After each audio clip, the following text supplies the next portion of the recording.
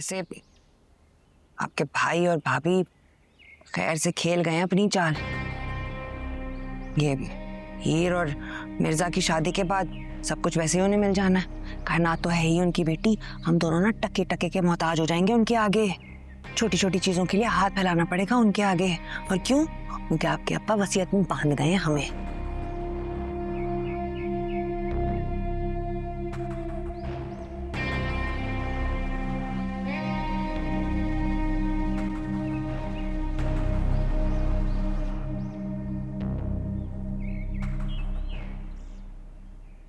भाई साहब, अब क्यों सर पकड़ कर बैठे हो?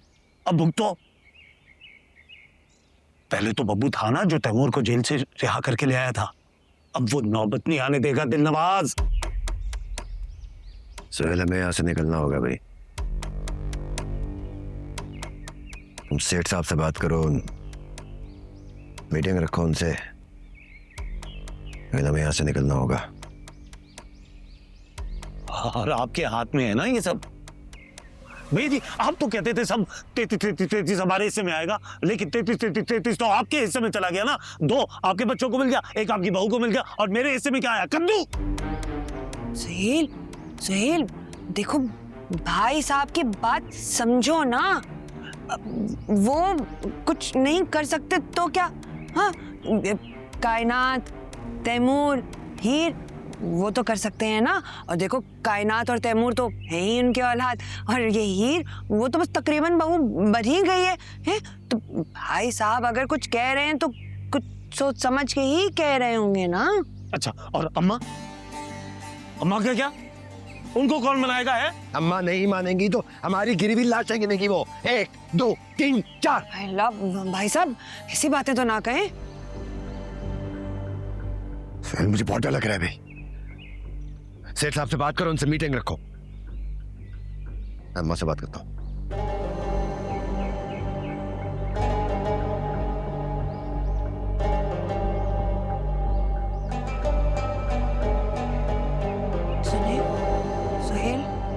सुहेल, भाई साहब अभी क्या कैसे कैसे क्यों बोल के गया? मुझे डर लग रहा है अब। सुहेल,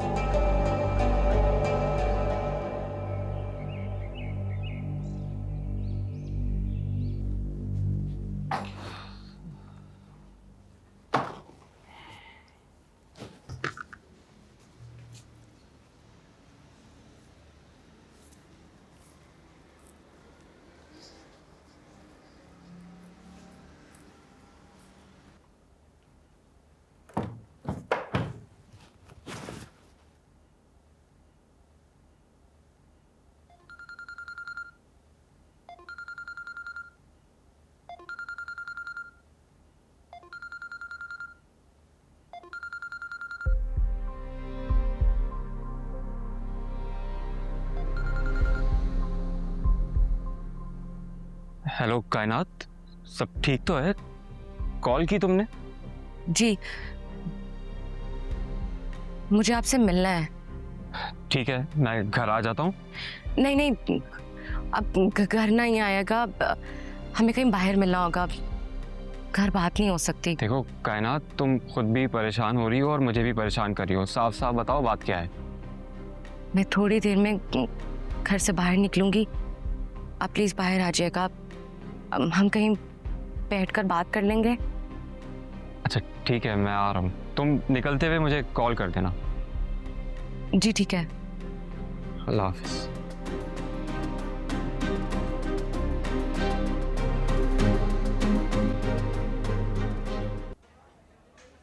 इतना सब कुछ करने से पहले मिर्जा को एक मर्तबा मशवरा ले लेना चाहिए था।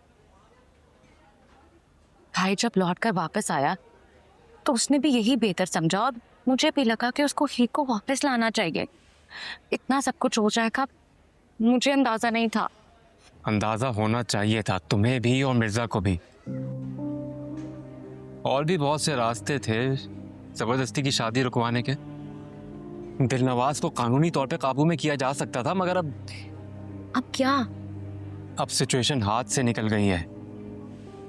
दिलनवाज मर सकता है, और अगर वो मर गया तो मिर्जा और हीर को कौन बचाएगा? और अगर वो बच गया तो मिर्जा क्या ही जवाब देगा? लेकिन दिलनवाज हीर को ब्लैकमेल कर रहा था और उसके साथ वो जबरदस्ती कर रहा था बाबर। अगर दिलनवाज हीर को ब्लैकमेल कर रहा था तो क्या हीर ने किसी को बताया? उसके ऊपर जो वो दबाव डाल रहा था, हीर ने जिक्र किया किसी से नहीं ना। इस बारे में हीर की कोई भी स्टेटमेंट मौजूद नहीं है, बल्कि उसको देख के तो यूं लग रहा था जैसे वो अपनी खुशी से जा रही है दिलनवाज के साथ। फिर हुआ यूं कि मिर्जा साहब हीरोगिरी दिखाते हुए वहां पहुंच गए और हीर को लेके निकल गए। दिलनवाज को गोली लगी और हीर मिर्जा का हाथ पकड़ के निकल गई। ये सब बेवकूफ़ी है और कुछ नहीं। क्यों समझ नहीं आता आप लोगों को कि वक्त पे बोलना जरूरी है? आखिरी वक्त पे एडवेंचर ठीक नहीं है। हाँ, हीर को वक्त पर बात करनी चाहिए थी। और मैं आपसे दोबारा माफी मांगती हूँ। मुझे इस तरह आखिरी वक्त पर आपको इस तरह इनकार नहीं करना चाहिए था और ये बिल्कुल मुनासिब नहीं है।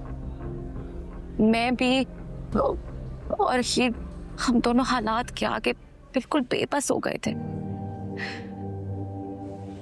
मेरे पास कोई आसरा नहीं था और मैं किसका सहारा लेती, किसका सहारा लेकर वक्त पर बात करती। और उस वक्त हीर को भी यही लगा कि अगर वो यहाँ से चली जाएगी तो सब कुछ ठीक हो जाएगा। जब कोई आसरा मिलता है ना, तब वो आखिरी वक्त ही फैसले का वक्त होता है, वो फैसला जो अपने लिए लेना होता है। और हीर के साथ भी यही हुआ और मेरे साथ भी। ये कहना बहुत आसान होता है कि बोल देती, कहा क्यों नहीं, वक्त पर बात करती, लेकिन कहना आसान नहीं होता बाबर।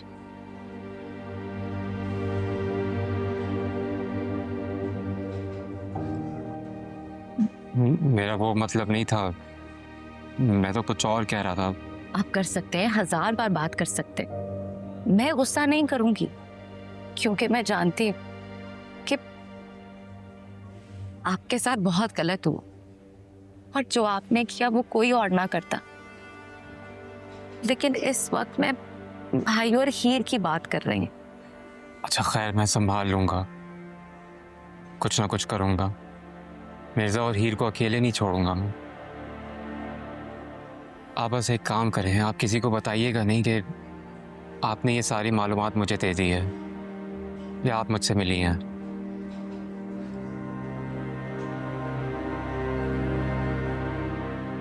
Thank you.